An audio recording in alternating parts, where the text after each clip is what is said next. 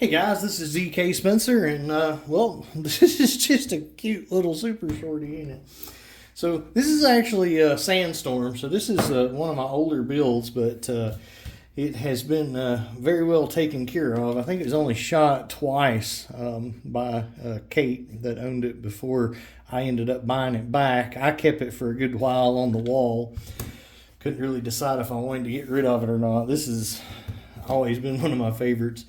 And so anyway, I am getting rid of it. It's already bought and paid for. I've been a little slow about getting around to getting it out this week, but yeah, it's paid for, and it's off the market. So don't message me saying I want Sandstorm, son. You know what I want? I want Sandstorm.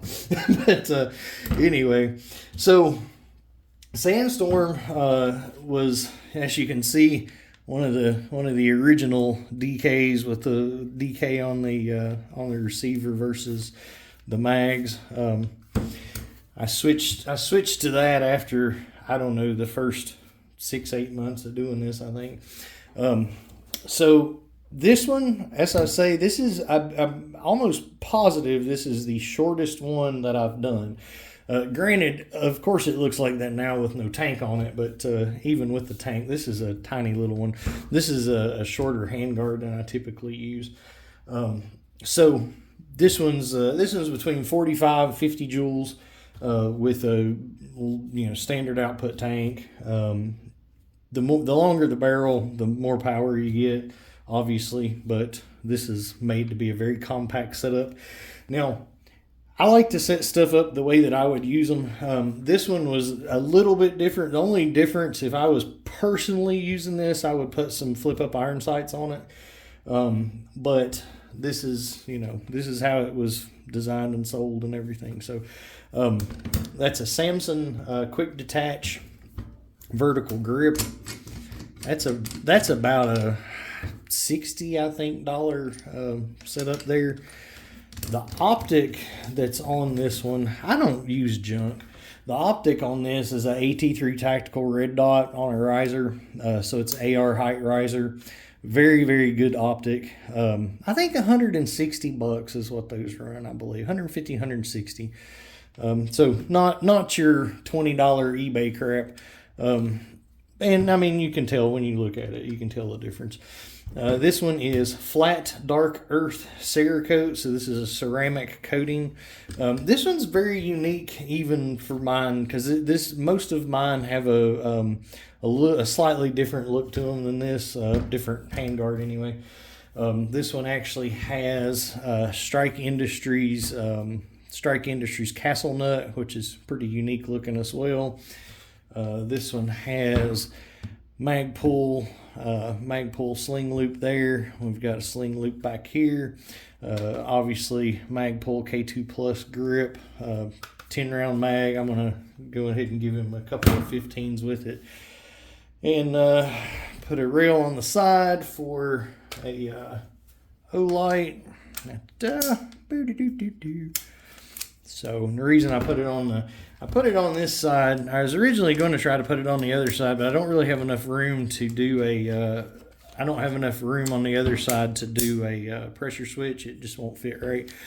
So that being said, without that, you really want it on this side, because that's how you activate your strobe. So you can pretty much grip it comfortably, and easily light on, strobe on. Woo, yeah. Light on, strobe on. Light on, strobe on. So very easy to maneuver and everything like that. Again, that's your most important accessory on one of these, other than your freaking sights. But hey, those are optional to some people. Anyway, so there that is. What I'm getting ready to do is we're gonna take this thing apart and just make sure. Well, there's a couple of things we got to do to it, because again, this is an older version. Before I started doing a couple of things, and before John Wixon was into the scene big too. So this one obviously does not have the Wixon detents and does not have the Wixon follower. So I'm going to put a Wixon follower in the short mag, Wixon detents in the barrel. I'm going to put one of the spacer pieces behind the detents, behind the hopper door here, to hold that. And I'm also going to replace the pin with the bolt with one that's got a pin from Home Defense 24. So all that being said,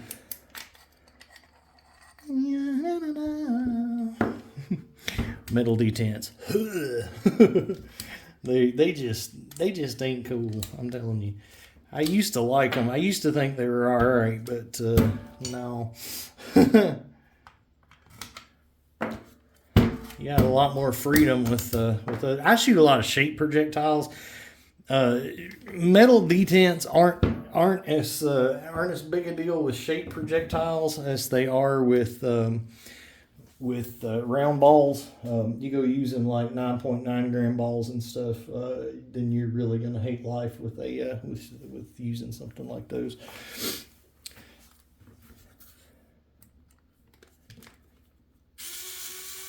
The Wixon detents will actually, keep all your balls from just falling out the end of the barrel.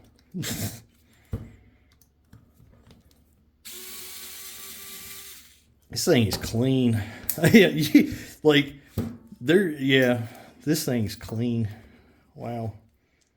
This has definitely not been shot. It's not even, I don't even feel like it's been shot as much as Kate said it'd been shot. It don't even look like it's been shot at all.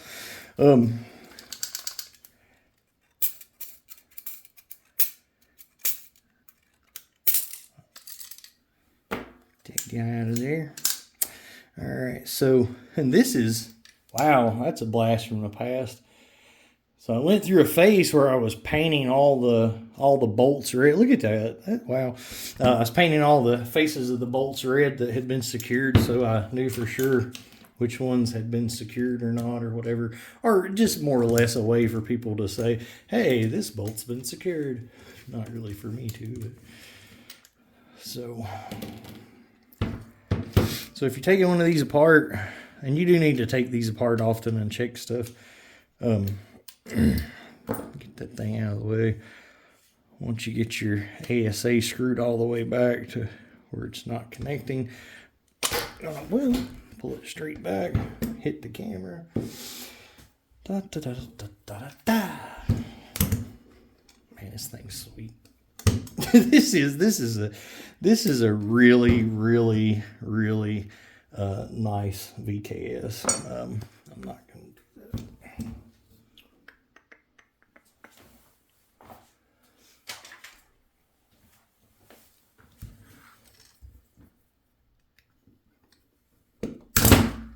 Come on, guy. Well, that is the crappiest pencil I've ever seen in my life. Wow, okay. Anyway, served its purpose. All right, just and this is kind of dumb because if it's only been shot a couple of times, it's not going to be loose, but no, that baby's in there. It kind of makes me wonder if I should just leave that one. That's very, very secure. I think what I'm going to do, I don't know. I swear I'm tempted just to leave the one that's in it. Well, you know what? I'm not going to, because it's those flat heads. I don't know, man. It's just whatever. Plus, I've got some nice freshly done Home Defense 24 pins here. So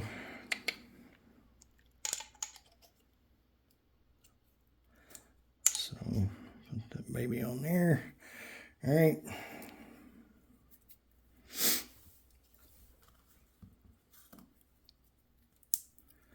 A little grease there. I had plenty actually on the mill sig, so a little grease on that puppy there. All right, so we're gonna drop that straight down in. All right, you guys have seen me do this before. And push that straight down in, just like that. Then we're gonna drop the ASA in. Turn this just a little bit till it catches and let that fall down in there.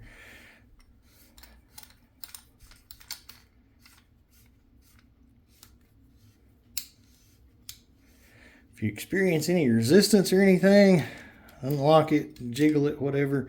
But there should never be any point that you ever have to force that at all. I use a Allen key to make sure that's tight. I pre-advanced the bolt, see that? But if you don't pre-advance it, use something to push it forward. I think that's what a lot of people do. I just pre-advance them. I've only done like, I don't even know how many.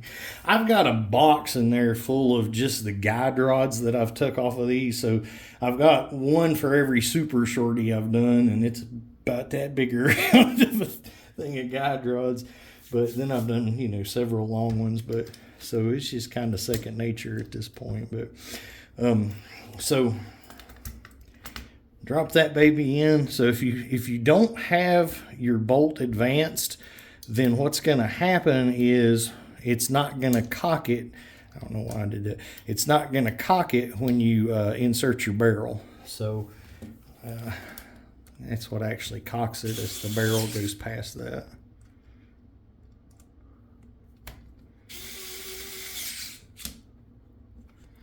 So we're going to tighten that. Make sure that's good. Hook that baby back up. Now, you know, some of the things you need to do in order, some of the things don't matter.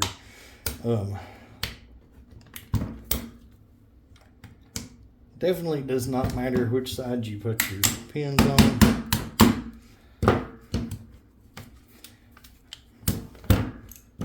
Got this thing good and oily now. I'll have to clean it back up. But one thing it is important, do not forget to put your castle nut back on before you hook a tank to it, because then you might have a bad day. By the way, this is reversible. All right, so you can flip it that way if you want to put webbing on this side and a hook on that side. I do it this way because if I'm running it, I would want a hook here and a hook there. All right, so. Okay.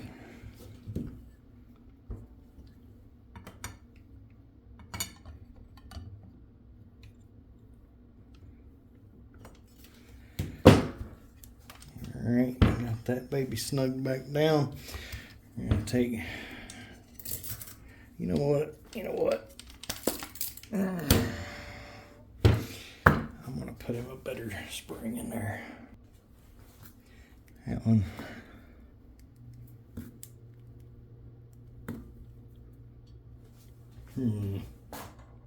All right, third time's the charm.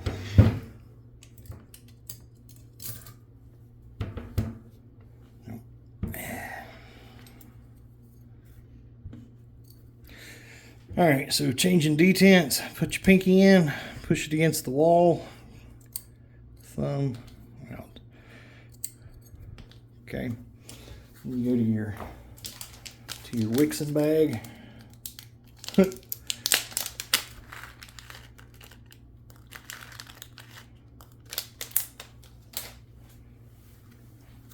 These things are just awesome. So you want to bend them a little bit and make sure that the part that's gonna grab the ball is goes in there first and stays in, so it don't get caught up on the edge and not go all the way through. And then you're gonna do the same thing to the other side.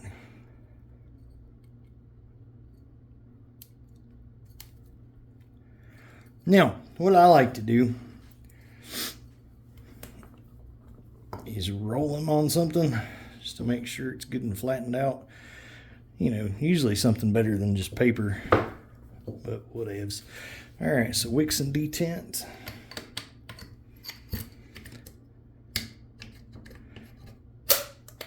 There, she's cocked. Now, hold that thought. Okay.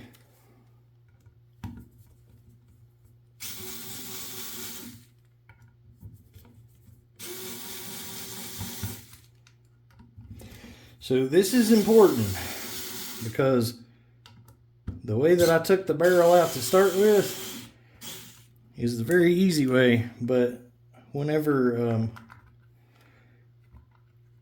whenever you do it from now on, I'm obviously speaking to the new owner, not not the general public. But once you do this, once you put this in, you have to take that off and take this back out in order to change your barrel. It'll catch in there and it'll be a mess. So just remember, take your hopper door off, pull this out, and then you can just do the quick change like always. So put that there, put that there.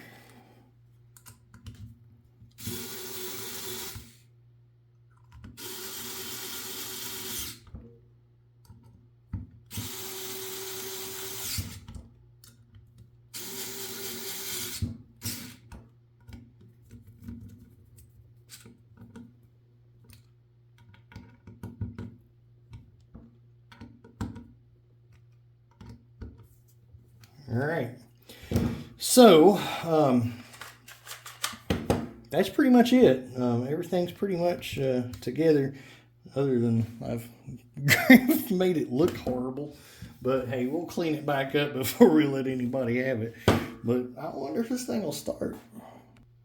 All right,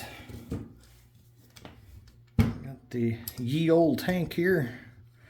All right, for anybody that doesn't know this, it's extremely important to remember this right here. When you're tightening this tank, you're just tightening it with your fingers, right? Once it engages, it's going to stop. So that one stopped right there, okay? Now, and I'm going to adjust accordingly. So this one, I'll move it enough to where the gauge is here, and then we will. So I'll go ahead and do it while I'm talking about it. Well, that would be easier if I had the right one.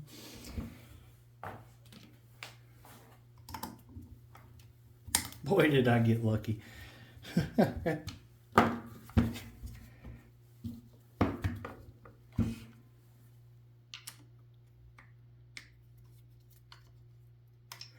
Definitely do not want to over tighten those. So, you know, the big thing is, will she start? Yes, sir.